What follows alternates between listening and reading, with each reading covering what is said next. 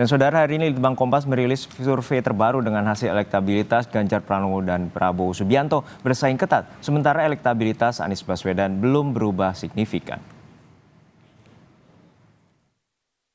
Tiga bakal calon presiden 2024 disurvei Litbang Kompas pada 27 Juli hingga 7 Agustus 2023 mulai terlihat solid. Posisi bakal capres Ganjar Pranowo dan Prabowo Subianto bersaing ketat. Sementara bakal capres Anies Baswedan belum berubah secara signifikan. Ganjar saat ini mendapat elektabilitas 24,9% dalam skema banyak calon dan angka 34,1% bila dengan 3 bakal calon. Prabowo punya 24,6% dalam skema banyak calon dan 31,3% dengan skema 3 bakal calon. Anies mendapat 12,7% dalam skema banyak calon dan 19,2% dengan skema 3 bakal calon. Dalam simulasi 2 bakal capres, Anies 39,9 dan Ganjar 60,1. Bila Ganjar dengan Prabowo berhadapan, maka Prabowo mendapat 52,9% dan Ganjar 47,1%.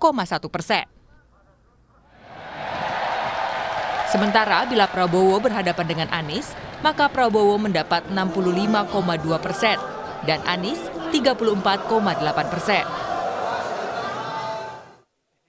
Dengan posisi ini, maka Ganjar bakal capres yang diusung koalisi PDI Perjuangan dan Partai Persatuan Pembangunan tetap saling erat persaingannya dengan Prabowo Subianto yang diusung koalisi Gerindra, Golkar, Partai Amanat Nasional, dan Partai Kebangkitan Bangsa.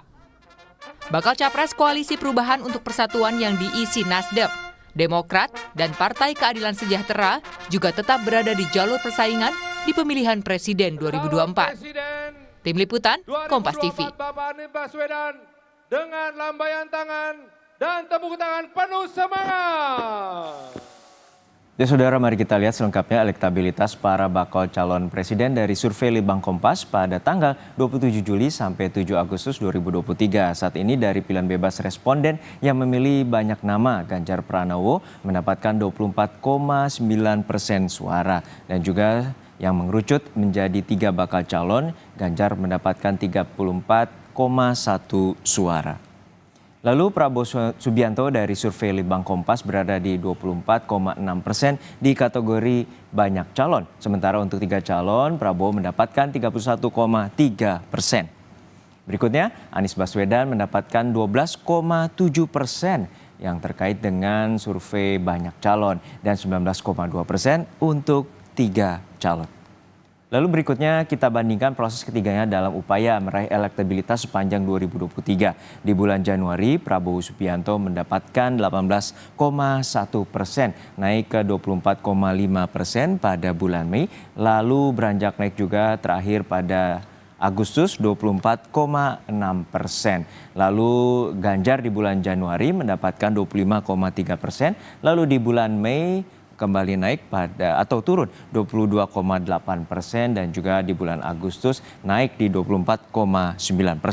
Lalu kemudian nama Anies Baswedan pada bulan Januari mendapatkan 13,1%, lalu di bulan Mei 13,6% dan di bulan Agustus cenderung turun 12,7%. Berikutnya, sementara untuk posisi saling berhadapan 2 bakal capres, maka simulasinya adalah Ganjar 60,1% dan Anies Baswedan 39,9%. Berikutnya, bila dihadapkan antara Ganjar Pranowo dan juga Prabowo Subianto, hasil simulasinya adalah Ganjar Pranowo 47,1% dan juga Prabowo Subianto 52,9%. Lalu Prabowo Subianto berhadapan dengan Anies Baswedan, maka hasil simulasinya adalah Prabowo Subianto 65,2%, lalu Anies Baswedan 34,8%. Pemungutan suara dilaksanakan pada 14 Februari tahun depan, sehingga masih ada waktu selama 6 bulan untuk para bakal calon presiden meningkatkan elektabilitasnya, termasuk bersama para pasangannya. Bakal calon wakil presiden yang telah ditetapkan Komisi Pemilihan Umum atau KPU pada Oktober mendatang.